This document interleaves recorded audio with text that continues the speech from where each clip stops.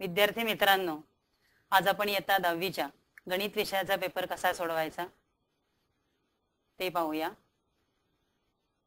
2013-2014 या शैक्षणिक वर्षापासून गणित विषयाचा पेपर 150 ऐवजी 100 गुणांचा झाला आहे।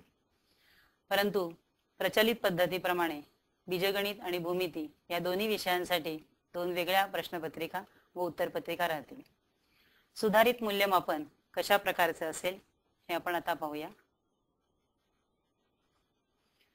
सुधारित मूल्यमापन 100 मार्कांच्या गुणांचा पेपर झाल्यामुळे अभ्यासक्रमातून काही भाग जो वगळला आहे तो तुम्हाला शाळेकडून कळालाच असेल। आता सुधारित मूल्यमापन कशा प्रकारचे आहे ते प्रथम पाहूया। गणित भाग 1 बीजगणित, लेखी परीक्षा 40 गुणांची व यासाठी 2 तास वेळ राहील। त्याचप्रमाणे गणित भाग 2 भूमिती, लेखी परीक्षा 40 गुणांची, यासाठी 2 तास हा वेळ असेल। असे एकूण लेखी परीक्षा 40 अधिक 40 80 गुणांची लेखी परीक्षा असेल। 20 गुण जे आहेत ते अंतर्गत मूल्यमापनासाठी राखून ठेवलेले आहेत। अंतर्गत मूल्यमापनामध्ये बहुपर्यायी प्रश्न 10 गुणांचे व गृहपाठ 10 गुणांचे, यामध्ये द्वितीय सत्राच्या शेवटी संपूर्ण अभ्यासक्रमावर आधारित बीजगणिताचे 20 गुणांचे प्रश्न व भूमितीचे 20 गुणांच्या प्रश्नांची चाचणी शालेय अंतर्गत होईल। एकूण 40 गुणांच्या परीक्षेची सरासरी 10 गुणांमध्ये करण्यात येईल। तसेच शालेय गृहपाठांची सरासरी ती 10 गुणांची, असे एकूण 10 अधिक 10 20 गुण अंतर्गत मूल्यमापनाचे असतील। म्हणजे एकूण 100 मार्काच्या पेपरमध्ये 40 गुण बीजगणिताची लेखी परीक्षा, 40 गुण भूमितीची लेखी परीक्षा आणि 20 गुण अंतर्गत मूल्यमापन, असा 100 गुणांचा आपला पेपर राहील। आता गुणनिहाय प्रश्नांचे विभाजन म्हणजे प्रश्नपत्रिकेचे स्वरूप थोडक्यात आपण पाहूया। बीजगणित आणि भूमिती या दोन्हीच्याही प्रश्नपत्रिकेचे स्वरूप म्हणजेच गुणनिहाय प्रश्नांचे विभाजन हे सारख्याच प्रकारचे आहे। यात प्रश्न पहिला म्हणजे 1 गुणांचे 6 पैकी 5 उपप्रश्न सोडवायचे, एकूण 5 गुण आणि विकल्पासहित 6 गुण असतील। प्रश्न दुसरा, यामध्ये 2 गुणांचे 6 पैकी 4 उपप्रश्न सोडवायचे, याला 8 गुण असतील, विकल्पासह 12 गुण आहेत। प्रश्न दुसरा, यातील प्रत्येक प्रश्न 2 गुणांचा, 4 उपप्रश्न 6 पैकी सोडवायचे, एकूण गुण 8, विकल्पासह गुण आहेत 12। प्रश्न तिसरा, हा 3 गुणांचा प्रश्न आहे, यात 3 उपप्रश्न सोडवायचे 5 पैकी, एकूण गुण आहेत 9, विकल्पासह आहेत 15। प्रश्न चौथा, 4 गुणांचा प्रत्येक प्रश्न, यात 2 उपप्रश्न सोडवायचे 3 पैकी, एकूण गुण आहेत 8, विकल्पासह गुण आहेत 12। आणि प्रश्न पाचवा, 5 गुणांचे 3 पैकी 2 उपप्रश्न सोडवायचे, प्रत्येकी 5 गुण, 10 मार्काचा प्रश्न आहे, विकल्पासह 15 गुण असतील। असे एकूण 40 गुणांचा पेपर असेल आणि विकल्पासह 60 गुणांचा पेपर असेल। आता काही प्रश्न आपण नमुना दाखल इथे पाहूया। प्रश्न 1 गुणांचे प्रश्न, 6 पैकी 5 उपप्रश्न सोडवायचे। 2 नाणी एकाच वेळी फेकली असता घटना लिहा। यामध्ये जास्तीत जास्त 1 काटा मिळण्याची घटना सी घटना म्हणून लिहा। आता यामध्ये जास्तीत जास्त 1 काटा म्हणजे टी, म्हणजे कमीत कमी एकही काटा नाही, ही गोष्ट लक्षात यायला हवी। म्हणून नमुना अवकाश एस मध्ये H H T T H व टी टी व घटना C T H H T व एच एच याचा समावेश होईल। किंवा कमीत कमी 1 छापा मिळण्याची घटना म्हणजेच ए घटना। आता कमीत कमी 1 छापा म्हणजे जास्तीत जास्त कितीही छापे, हे लक्षात यायला पाहिजे। म्हणून इथे एच एच या घटकाचा समावेश करायचा आहे। म्हणून घटना A H H H T व टी एच। दुसरं एक उदाहरण आहे, 3 वजा x बरोबर 3 भागिले x वर्ग हे वर्ग समीकरण आहे का? आता 1 गुणाचा प्रश्न असल्यामुळे वर्ग समीकरण आहे किंवा नाही नुसतं असं लिहून चालणार नाही। तर दिलेले समीकरण सामान्य स्वरूपात मांडून x या चलाचा सर्वाधिक घातांक 3 आहे म्हणून दिलेले समीकरण वर्ग समीकरण नाही असं लिहावं लागेल। तर लिहिलेला जो संबोध किंवा आपण ज्याचा खुलासा करतो त्यासाठी अर्धा गुण असतो आणि वर्ग समीकरण नाही या उत्तरासाठी आपल्याला अर्धा गुण असतो. भूमितीतले आपण एक गुणाचे काही उदाहरण पाहूया. त्रिकोण ABC मध्ये बाजू BC वर D हा बिंदू असा आहे की D हा B व C च्या दरम्यान आहे. BD बरोबर 5 सेंटीमीटर, DC बरोबर 8 सेंटीमीटर. तर त्रिकोण ABD चे क्षेत्रफळ व त्रिकोण ADC चे क्षेत्रफळ यांचे गुणोत्तर सांगा. एक गुणाच्या प्रश्नासाठी प्रश्नपत्रिकेत आकृती दिलेली असेल तर ती उत्तरपत्रिकेत परत काढायची आवश्यकता नसते. इथे त्रिकोण ABD व त्रिकोण ABC यांचा पाया अनुक्रमे BD व DC एक रेषीय आहेत आणि त्यांचा शिरोबिंदू सामायिक आहे हे समजणं महत्त्वाचं आहे.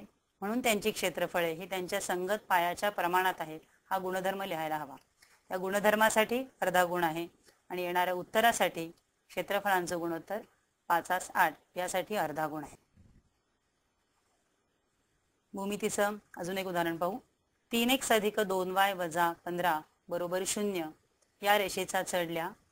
इथे सूत्र लिहिण्यासाठी अर्धा गुण आहे आणि उत्तरासाठी अर्धा गुण आहे. आता तुमच्या असं लक्षात आलं असेल की 1 मार्काचे जे प्रश्न आहेत, 1 गुणाचे जे प्रश्न आहेत त्यामध्ये आपल्याला सूत्र, नियम किंवा त्याचा खुलासा इतपत आपल्याला जुजबी माहिती लिहिली तरी चालणार आहे. पण यापुढील जे प्रश्न आहेत, प्रश्न 2 पासून प्रश्न 5 पर्यंत, इथे मात्र आपल्याला संदर्भ, स्पष्टीकरण, नियम आणि प्रत्येक विधानाला कारणे ही द्यावी लागतील. आता काही 2 गुणांच्या प्रश्नांचा आपण अभ्यास करूया. प्रश्न दुसरा 2 गुणांचे एकूण आपल्याला 4 उपप्रश्न सोडवायचे. त्यासाठी 6 आपल्याला ऑप्शन दिलेले असणार आहेत.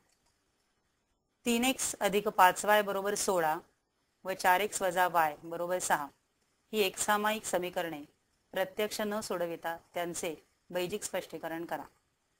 इथे दिलेली एकसामायिक समीकरणे A1, B1, C1 यांच्या किमती लिहिणे यासाठी अर्धा गुण असेल.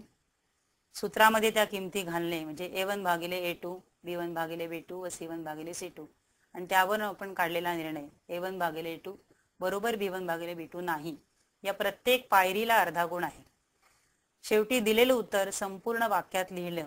दिलेल्या एकसामायिक समीकरणांची उकल 1 आणि 1च आहे यासाठी अर्धा गुण दाखवून ठेवला आहे.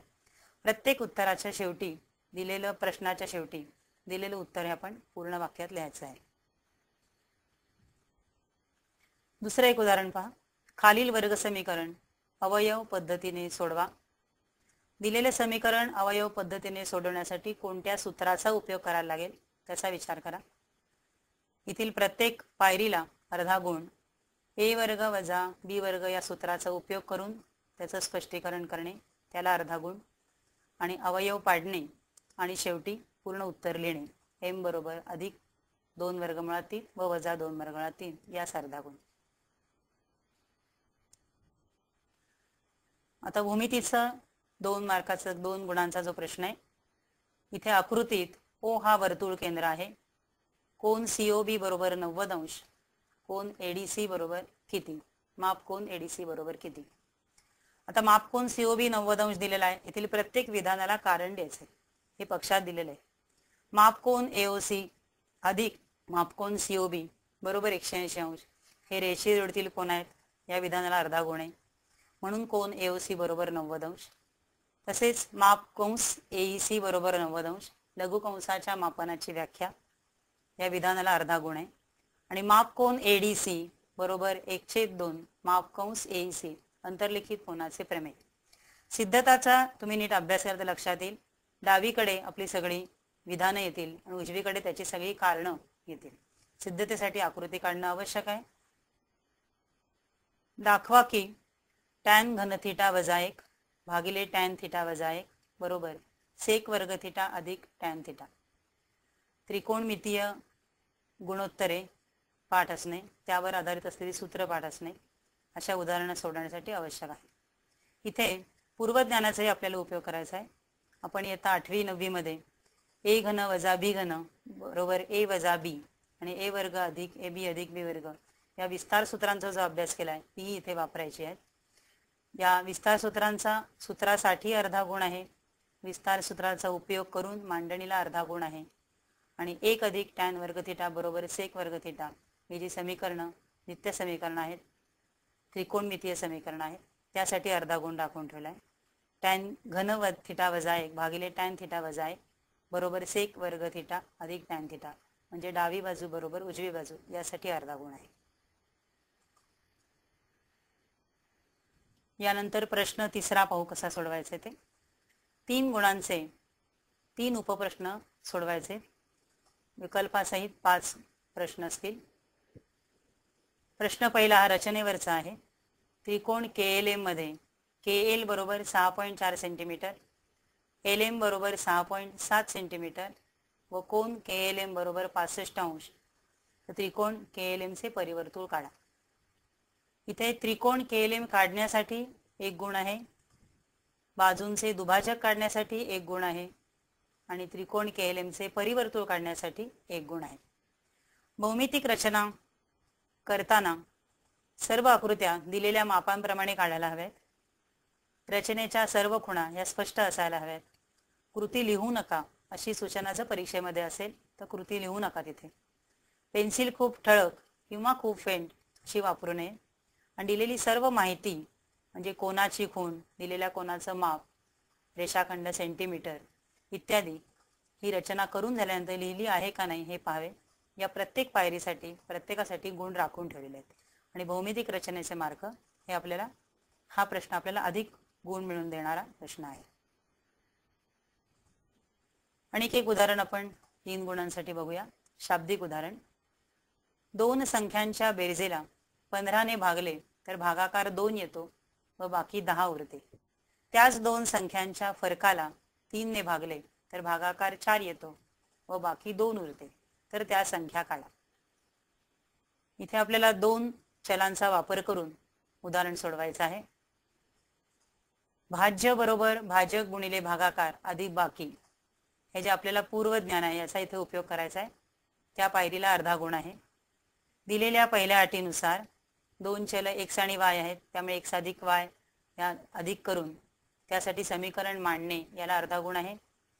x वजा y दुसऱ्या अटीनुसार असलेलं समीकरण लिहून ते मांडणे त्यासाठी अर्धा गुण आहे. 2 एक सामायिक समीकरण सोडवून x या चलाची किंमत काढणे यासाठी अर्धा गुण आहे. x या चलाची किंमत समीकरणात घालून y या चलाची किंमत काढणे यासाठी अर्धा गुण आहे. आणि सगळ्यात शेवटी उत्तर संपूर्ण भाषेमध्ये शाब्दिक भाषेमध्ये परत लिहिण्यासाठी अर्धा गुण आहे. म्हणून त्या 2 संख्या 27 आणि 13 आहेत. बऱ्याच वेळा आपण x आणि y या चलाच्या किमती काढतो पण उत्तर लिहिताना मात्र पूर्ण वाक्यात लिहायला ते विसरतो. तर इथे पूर्ण वाक्यात उत्तर लिहिण्यासाठी अर्धा गुण राखून ठेवलेला आहे. भूमितीतला 3 गुणाचा प्रश्न बघूया. आकृतीत O केंद्रबिंदू असलेल्या वर्तुळाची त्रिज्या 18 सेंटीमीटर आहे. जर त्रिकोण OAB चे क्षेत्रफळ 81 सेंटीमीटर वर्ग असेल तर वर्तुळ पाकळी O'(AXB) चे क्षेत्रफळ काढा. इथे सूत्रात त्रिकोणाच्या क्षेत्रफळाचे सूत्र लिहिणे याला अर्धा गुण आहे. सूत्रात योग्य त्या किमती ठेवून आकडेमोड करणे यासाठी अर्धा गुण आहे. आणि sin 30 ची किंमत घालून परत वर्तुळ पाकळीच्या क्षेत्रफळाचं सूत्र लिहिणे यासाठी प्रत्येकी अर्धा गुण आहे. आणि येणाऱ्या उत्तरासाठी अर्धा गुण आहे. आता काही 4 गुणांचे प्रश्न पाहूया. प्रश्न चौथा. इथे 4 गुणांचे 3 पैकी 2 उपप्रश्न सोडवायचे.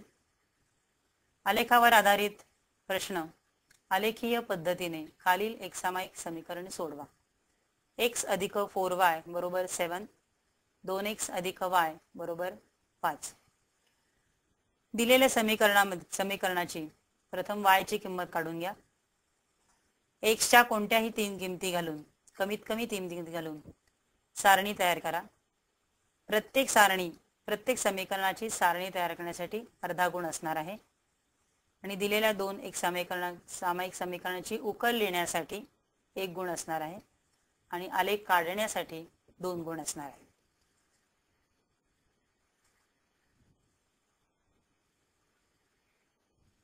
इथे आलेखाचं प्रमाण उजवीकडे लिहायचं आहे. दोन्ही आलेखांचा छेदनबिंदू हा कंसामध्ये x आणि y निर्देशकांनी दाखवायचा आहे. त्याची असलेली समीकरणे ही त्या रेषेवरती लिहायची आहेत. आता आलेखाचा प्रश्न सोडवताना आपण कोणकोणत्या गोष्टी प्रामुख्याने विचारात घ्यायला हव्यात. तर आलेख कागदाच्या वरच्या कोपऱ्यात दोन्ही अक्षावर घेतलेले प्रमाण हे आठवणीने लिहिलं आहे का हे पाहायचं.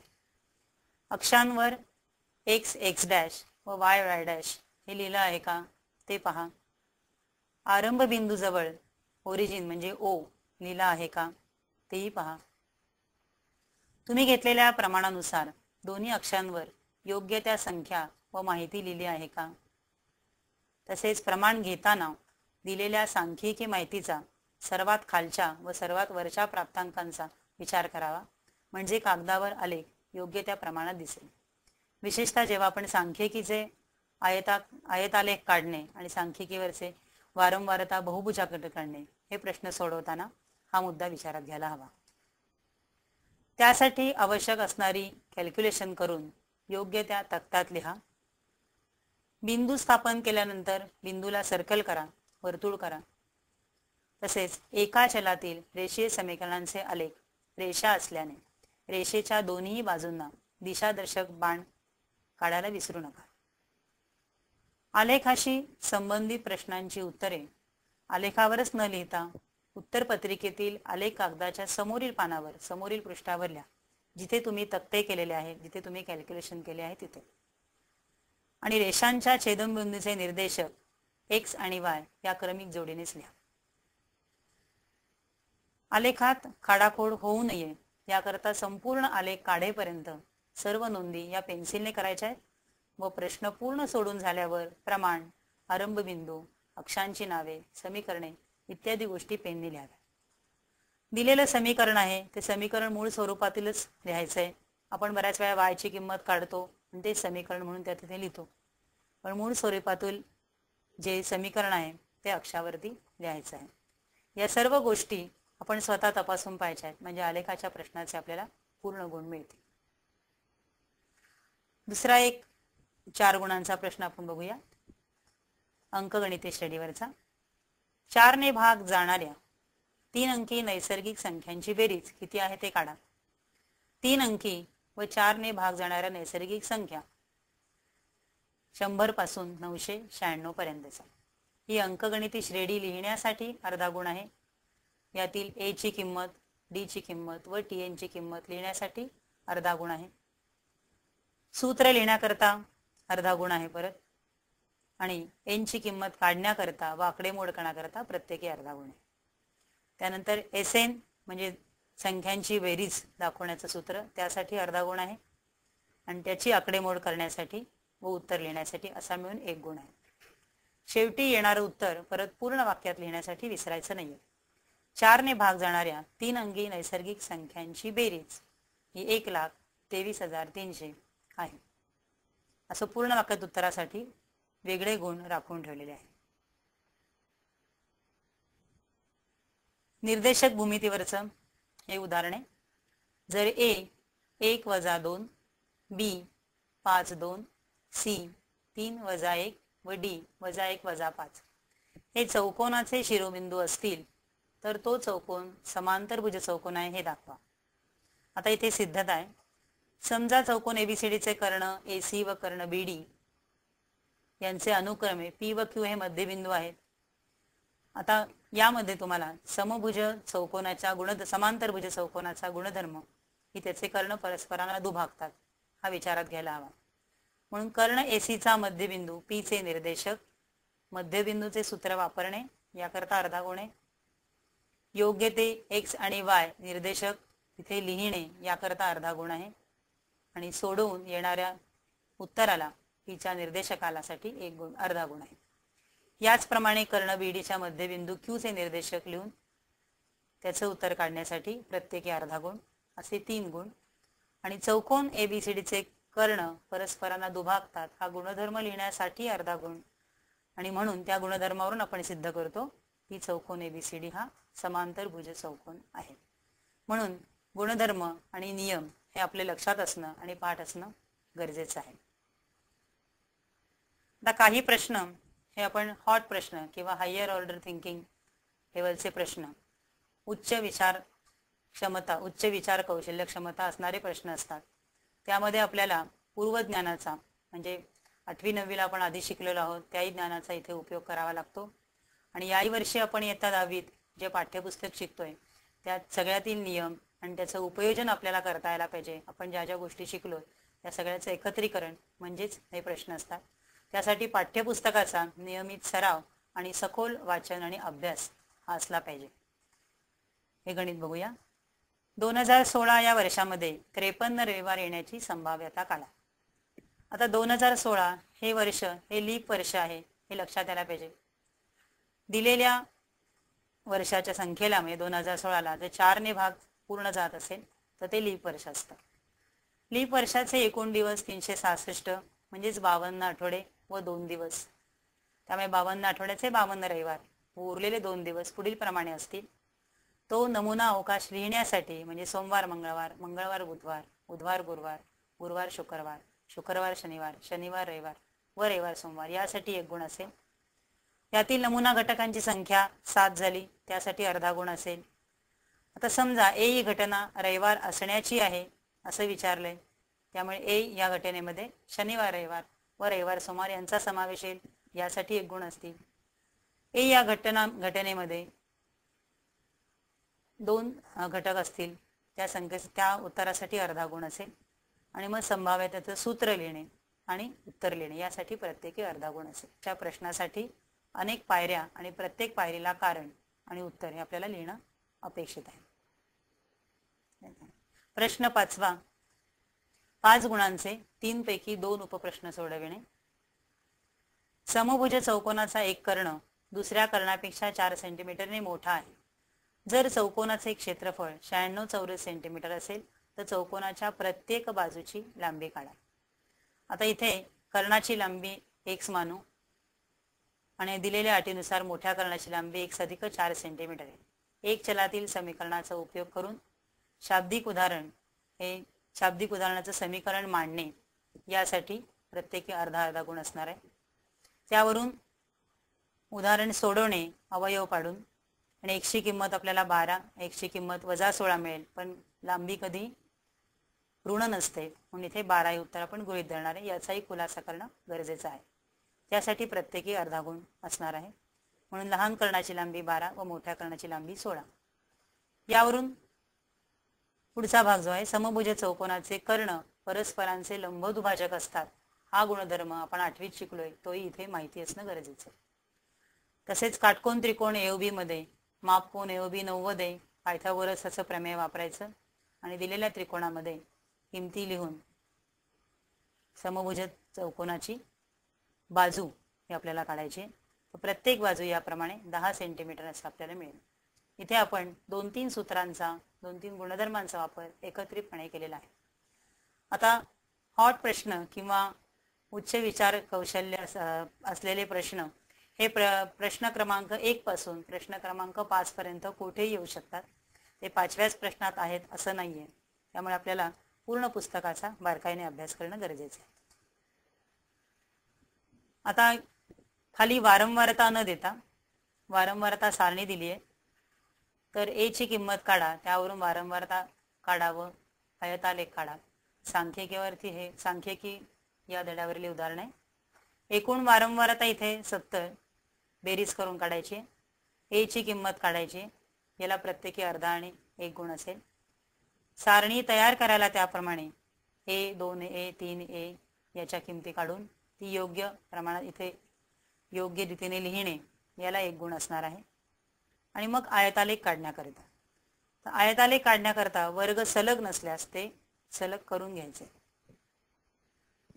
आयतालेख काढण्याकरता आपण मगाशी जे बघितले ते आलेखाचे सगळे नियम लक्षात ठेवायचे. प्रमाण उजव्या कोपऱ्यामध्ये लिहिणे, x आणि y अक्षावरती योग्य प्रमाण घेणे यांना अर्धा गुण असणार आहे. प्रत्येक आयत काढण्यासाठी अर्धा गुण, इथे 4 आयत आहेत म्हणून 2 गुण, 2 आणि अर्धा 2.5 गुण. आणि सारणी तयार करता मगाशी 1 गुण. याप्रमाणे हा प्रश्न असणार आहे. उदाहरण 3 पाहूया. 40 सेंटीमीटर तळाचा व्यास व 70 सेंटीमीटर उंचीचे वृत्तचिती आकाराचे भांडे पाण्याने 3/4 भरलेले आहे. वृत्तचिती इतकीच तळाची त्रिज्या व उंची असणारा धातूचा भरीव शंकू त्या भांड्यात टाकला तर भांड्यातील किती पाणी बाहेर येईल? महत्व मापन या धड्यामध्ये सूत्र अनेक आहेत, त्यामुळे सगळी सूत्र ही एका ठिकाणी लिहून ती वारंवार वाचून ही लक्षात घ्या. इथे व्यास 40 सेंटीमीटर, त्रिज्या 20 सेंटीमीटर दिलेली आहे. दिलेल्या गोष्टी लिहिणे अर्धा गुण. वृत्तचितीच्या रिकाम्या भागाचे घनफळ म्हणजे वृत्तचितीच्या घनफळाचं सूत्र लिहिणे यासाठी अर्धा गुण. दिलेल्या किमती त्यामध्ये घालणे यासाठी अर्धा गुण व घनफळ काढणे आणि त्याचं एकक बरोबर लिहिणे यासाठी अर्धा गुण. दुसरी जी पायरी त्यामध्ये शंकूचे घनफळ त्याचं सूत्र लिहिणे त्यासाठी योग्य किमती लिहिणे आणि घनफळ काढणे या प्रत्येकाला अर्धा अर्धा असा 1.5 गुण. आणि मग भांड्यातून बाहेर पडणाऱ्या पाण्याचे घनफळ हे दोघांची वजाबाकी करणे हे लिहिण्याला अर्धा गुण आणि उत्तर काढण्याला प्रत्येकी अर्धा अर्धा गुण. असा 5 मार्काचा जो प्रश्न आहे त्यासाठी आपल्याला प्रत्येक पायरीला हे गुणांचे विभाजन केलेले आहे. बऱ्याच वेळा उत्तरपत्रिका लिहिताना काही संभाव्य चुका किंवा त्रुटी त्या खालीलप्रमाणे होतात. तर आपण उत्तरपत्रिका लिहिताना या छोट्या छोट्या गोष्टी आपल्याकडून होत नाहीयेत ना हे लक्षात घ्यायला हवे. प्रश्न बीजगणिताच्या प्रथम आपण बीजगणिताचा विचार करूया. बऱ्याच वेळा प्रश्न काळजीपूर्वक वाचला जात नाही, त्यामुळे चुकीचं उदाहरण उतरवून घेतलं जातं. सोडवताना चिन्ह व अंकात विशेषत्वाने चूक होते. तर प्रश्न लिहिताना तो काळजीपूर्वक वाचा व तो काळजीपूर्वक लिहून घ्या. आकडेमोड करताना साधे गुणाकार, भागाकार, बेरीज, वजाबाकी करताना अवधान कमी राहते व चुकीचे अंक लिहिले जातात. म्हणजे कॅल्क्युलेशन करताना, आकडेमोड करताना जर आपण खूप घाईघाईत केली तर छोट्या छोट्या चुका तेथे होतात आणि आपलं लक्ष नसल्यामुळे चुकीचे अंक उतरले जातात आणि मग पुढचं सगळं गणित येत असेल तरी आपल्याला ते चुकतं. तसंच एकाच प्रश्नात जर जास्त उपप्रश्न असतील तर एखाद्या उपप्रश्नाचे उत्तर द्यायचं राहून जातं. त्यामुळे जर प्रश्नामध्ये उपप्रश्न दिलेले ते नीट वाचून त्या नंबरप्रमाणे ABCD प्रमाणे ते लिहिलेत का नाही हे आपण तपासून पाहिजे. काही आकडेमोड मनात करताना किंवा कच्च्या पानावर करून एकदम उत्तर लिहिलं जातं, त्यामुळे आवश्यक त्या पायऱ्या लिहिल्या जात नाही. बऱ्याच वेळा आपण रफ पानावरती कच्ची आकडेमोड करतो आणि उत्तर लिहितो, मग आवश्यक पायऱ्या आपण पाठीमागेच करतो त्या रफ पानावरती, पुढे त्या उत्तरामध्ये येत नाही. त्यामुळे तेथे त्या लिहिणं हे महत्वाचं आहे. पेक्षा लहान, पेक्षा मोठा, मोठा ही चिन्हे लिहिताना उलटी लिहिली जातात. अशी चिन्ह उलटी लिहिली गेली तर त्याचा अर्थ बदलतो विधानांचा आणि त्यामुळे येणारं उत्तर आपलं चुकायची शक्यता असते. समीकरणे सोडवताना प्रत्येक पायरीला म्हणून चिन्ह लिहिलं जात नाही. आपण एकाखाली एक समीकरण सोडवतो, पण एकाखाली एक लिहिताना प्रत्येक वेळा हे म्हणूनचं चिन्ह जे आहे ते एकाखाली एक लिहिलं गेलं पाहिजे. तसेच समीकरण सोडविताना पक्षांतर करतानाही चिन्हाच्या चुका होतात.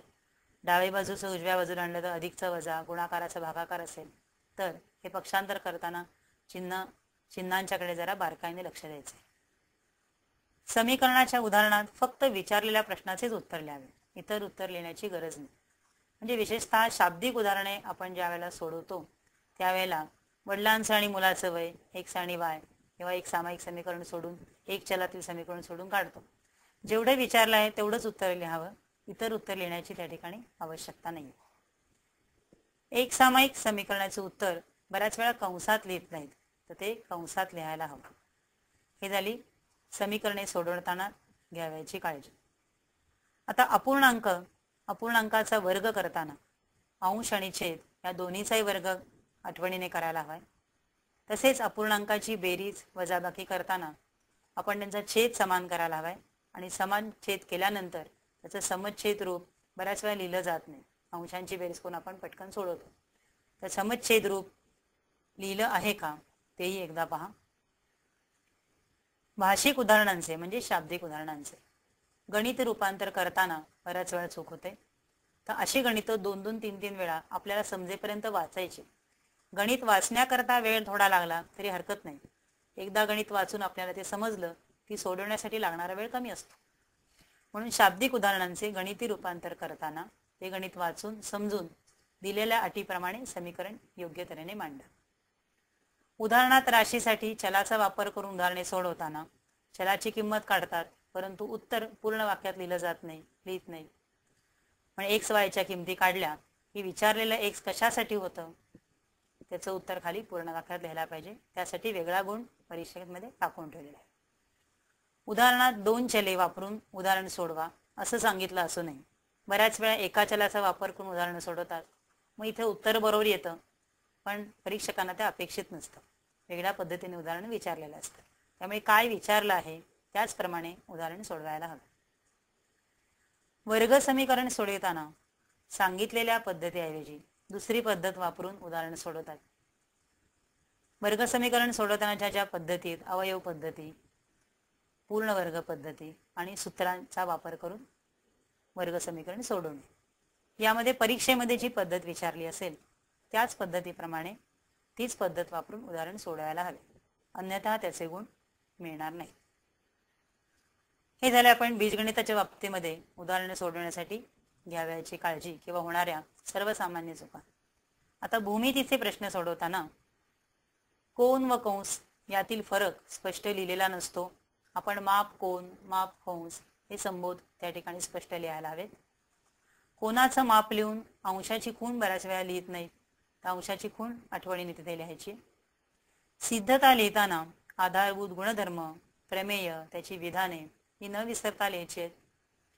उदाहरणार्थ 30, 60, 90 प्रकारच्या त्रिकोणात असे न लिहिता फक्त 30 अंशाच्या समोरील बाजू किंवा 60 अंशाच्या समोरील बाजूचा गुणधर्म असे लिहितात. असे असल्यास त्या विधानाचे पूर्ण गुण आपल्याला मिळत नाहीत. उत्तरे लिहिली असतील त्यांना एकक लिहायला बऱ्याच वेळा आपण विसरतो. सिद्धता सोडवताना आकृती काढणं हे आवश्यक आहे. सिद्धतेच्या पायऱ्या त्या लिहिणं आवश्यक आहे आणि सिद्धता या पाठ्यपुस्तकात लिहिल्या त्याचप्रमाणे आपण लिहायच्या आहेत. नावे बदलले त्या ठिकाणी तरी हरकत नाही, पण त्याच पायऱ्यांनी आपली सिद्धता येणे आवश्यक आहे. सूत्रांमध्ये किमती योग्य रीतीने लिहायला हवी. महत्व मापनाची विशेषतः जी उदाहरणं आहेत त्यामध्ये बहुतेक सर्व उदाहरणं सूत्रांवरती आधारित आहेत. तसेच क्षेत्रफळाच्या एककात चौरस शब्द वापरत नाहीत, तर चौरस सेंटीमीटर, चौरस एकक, चौरस मीटर या पद्धतीने ज्याप्रमाणे उदाहरणात असेल तसे एककात लिहायला हवे.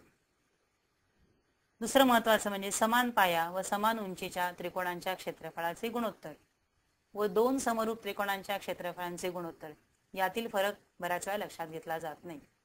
2 त्रिकोण समान पाया व समान उंचीचे दिले असतील आणि त्यांच्या क्षेत्रफळांचं गुणोत्तर विचारलं असेल, तिथे पाया व समान उंचीच्या त्रिकोणाचे क्षेत्रफळ त्यांच्या संगत पाया व संगत उंचीच्या प्रमाणात असते, म्हणजे आहे ते आपल्याला उत्तर लिहावं लागतं. व 2 समरूप त्रिकोणांच्या क्षेत्रफळांचं गुणोत्तर या ठिकाणी त्यांच्या बाजूच्या वर्गांचं गुणोत्तर घ्यायचंय. हा फरक आपण समरूप त्रिकोण दिले आहेत की नाही हे बघायचंय आणि मग सोडवायचे. त्यामुळे इथे चूक होण्याची शक्यता कमी होईल. आता वरीलप्रमाणे आपण सर्व काळजी घेतली आणि पेपर सोडवला. तर पेपरचं जे प्रेझेंटेशन आहे, पेपर तुम्ही कशा प्रकारे सोडवणार आहात, तर उत्तरपत्रिकेच्या दोन्ही बाजूला हे समास आखायचे. समीकरण किंवा सिद्धतेच्या पायऱ्यांचे जे नंबर असतील त्या ठिकाणी आकडे असतील ते उजवीकडच्या समासामध्ये लिहायचे. ज्या पायऱ्या तुम्ही लिहिणार आहात त्या पायऱ्या लिहिताना मध्ये एक एक ओळ सोडा. जर सूत्रामध्ये आपल्याला 2 ओळी जागा जात असेल तर मध्ये एक सोडा आणि लिखाण तुमचं सुटसुटीत असू द्या. तसंच शेवटी येणाऱ्या ज्या उत्तराला आहे छोट्या उत्तरासाठी चौकोन करा किंवा त्याला बॉक्स करा. शाब्दिक उदाहरणाचं जे उत्तर असेल त्या शाब्दिक उदाहरणाच्या उत्तरासाठी ते उत्तर पूर्ण वाक्यामध्ये शेवटी लिहा. जे हॉट प्रश्न असतील, हायर ऑर्डर थिंकिंगचे प्रश्न असतील त्यासाठी वेगवेगळ्या पायऱ्या, वेगवेगळे गुणधर्म वापरावे लागतात, त्याची नोंद तिथे आवश्यक त्या ठिकाणी करा. तसेच सगळे प्रश्न एक्स्ट्राचे आहेत ते सोडवण्याची आवश्यकता नाही आहे. प्रश्न पहिला व प्रश्न दुसरा जे 1 आणि 2 गुणांचे प्रश्न आहेत त्यातील प्रश्न तुम्ही जास्तीचे सोडवले तर हरकत नाही, पण पुढचे जे प्रश्न आहेत ज्याला अधिक पायऱ्या ते जास्तीचे सोडवायचे. आधी सोडवू नका, नाही तर वेळेमध्ये आपला पेपर आपण पूर्ण करू शकणार नाही. वरील सर्व गोष्टींचं नियोजन केलं आणि वरील सर्व चुका आपण आपल्या प्रश्नपत्रिकेमधून उत्तरपत्रिकेत लिहिण्यासाठी टाळल्या आणि भरपूर प्रश्नपत्रिकांचा सोडवण्याचा जर आपण सराव केला तर आपल्याला बोर्डाचा पेपर नक्कीच छान देता येईल. गणित या विषयाच्या पेपरसाठी माझ्याकडून सर्वांना हार्दिक शुभेच्छा. Best of luck.